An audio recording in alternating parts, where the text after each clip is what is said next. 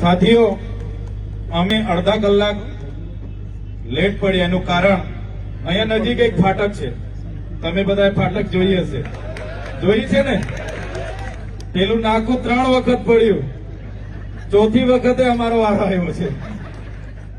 એક વાર પડ્યું, અમે પાછા થોડા આગળ આવ્યા, પાછું પડ્યું, પાછા આગળ આવ્યા, ત્રીજી વાર પડ્યું તો પણ નંબર લાગ્યો, ચોથી વખત એ નાકું ઉભું થયું ત્યારે અમે આવ્યા અને લેટ થયા છે. એટલે આ લેટ થવાનું કારણ તમને બતાવવું જરૂરી છે. અમે જ્યારે 15મી મે 2022 ગુજરાતમાં પરિવર્તન યાત્રા આમ આદમી પાર્ટી દ્વારા કાઢવામાં આવી હતી અને ઉમરગામથી એનો શુભારંભ કરવામાં આવ્યો હતો, ત્યારે પણ આ નાકામાં અમે અટવાયા હતા. આજે 4 વર્ષ થઈ ગયા, આજે પણ આ નાકામાં જ અટવાઈએ છીએ. આ ભાજપનો વિકાસ છે. ત્યારે સાથીઓ, આ ઇન્ડસ્ટ્રીયલ એરિયા છે. અહીંયા એશિયાની બીજા નંબરની ઔદ્યોગિક વસાહતો છે. ઘણા આપણા પરિવારના યુવાનો, વડીલો આ કંપનીઓમાં કામ કરે છે.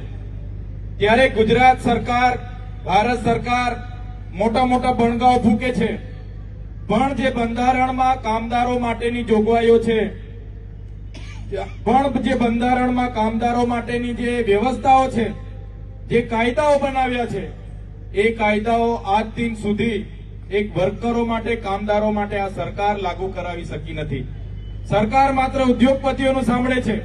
ક્યારેક પણ કોઈ કામદાર પોતાના પીએફ નથી મળતા, ક્યારેક મેડિક્લેમ નથી મળતા, ક્યારેક કોઈને આકસ્મિક ઘટના ઘટે એને વળતર નથી મળતું, ક્યારેક કોઈને પગાર સ્લીપ નથી મળતી, ક્યારેક કોઈને બોનસ નથી મળતું, ક્યારેક કોઈને ગ્રેજ્યુએટી નથી મળતી, ક્યારેક કોઈને ઇન્ક્રીમેન્ટ નથી મળતું. એની રજૂઆત કરવા માટે અહીંયા લેબર કમિશનરમાં આપણા લોકો જાય છે, કલેક્ટરમાં આપણા લોકો જાય છે, પ્રાંતમાં આપણા લોકો જાય છે.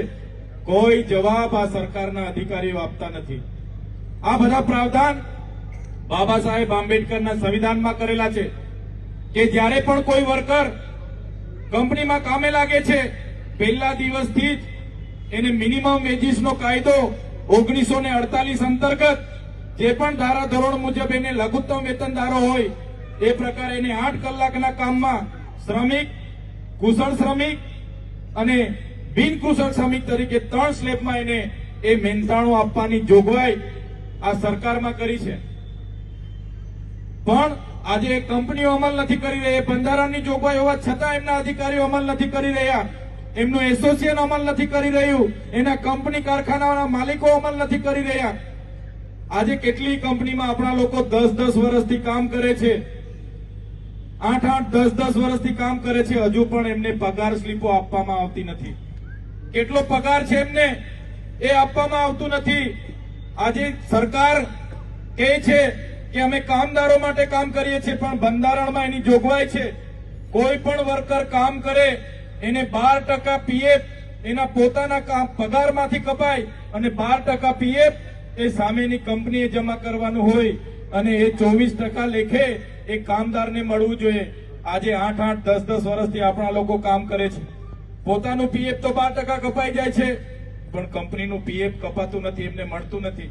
કંપનીની પીએફની બુક એમને આપવામાં આવતી નથી. કંપની સાથે પીએફની લિંક એમને જોડવામાં આવતા નથી.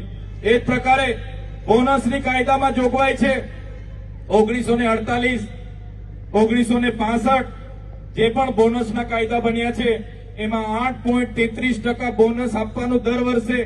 વાર્ષિક પેકેજના 8.33% બોનસ આ દિન સુધી આ કંપનીઓ આપણા વર્કરોને આપતી નથી.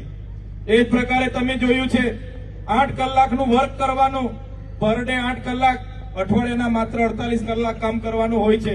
છતાં આ કંપનીવાળાઓ આપણા લોકોને 8 કલાકની જગ્યાએ 12 કલાક કામ કરાવીને શોષણ કરે છે. એનું વળતર, એની ઓવરટાઈમ માટેની 2 ગણા રકમ આપવાની જોગવાઈ છે.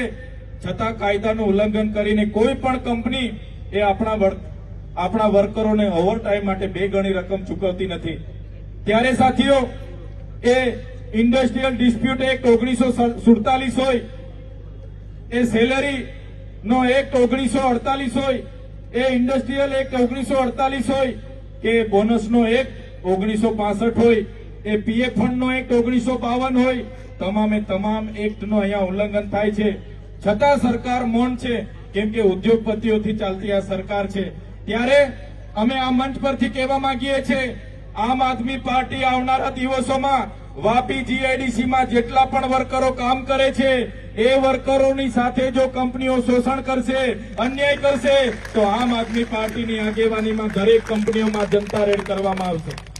આમ આદમી પાર્ટીના અમારા જિલ્લા પ્રમુખ જીતુભાઈ દેસાઈ હોય, પાંડેજી હોય, કમલેશભાઈ પટેલ હોય, જયેન્દ્રભાઈ ગામિત હોય, મનીષભાઈ હળપતિ હોય, બધા જ આગેવાનો આવનારા દિવસોમાં વાપીએફ ના મળતું હોય, એમને મેડિકલ ક્લેમ ના મળતી હોય, એમને ગ્રેજ્યુએટી ના મળતી હોય અને એમને પગાર વધારો ના મળતો હોય, એમને કંપની એમ્પ્લોય તરીકે પરમેનન્ટ કરવામાં ના આવતા હોય, તો આવનારા દિવસોમાં આમ આદમી પાર્ટી એ તમામ કામદારો માટે લડવાની છે, એની અમે ખાતરી આપીએ છીએ.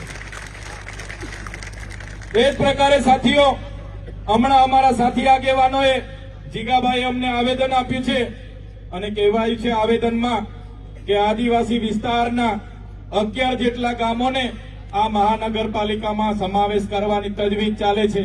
ખૂબ વિરોધ છે આ ગામોનો, છતાં સરકાર આ મહાનગરપાલિકામાં એમના કેટલાક બિલ્ડરોના કહેવાથી, કેટલાક ઉદ્યોગપતિઓના કહેવાથી એમાં સમાવેશ કરવા માટે જબરજસ્તી ત્યાં મોકલે છે.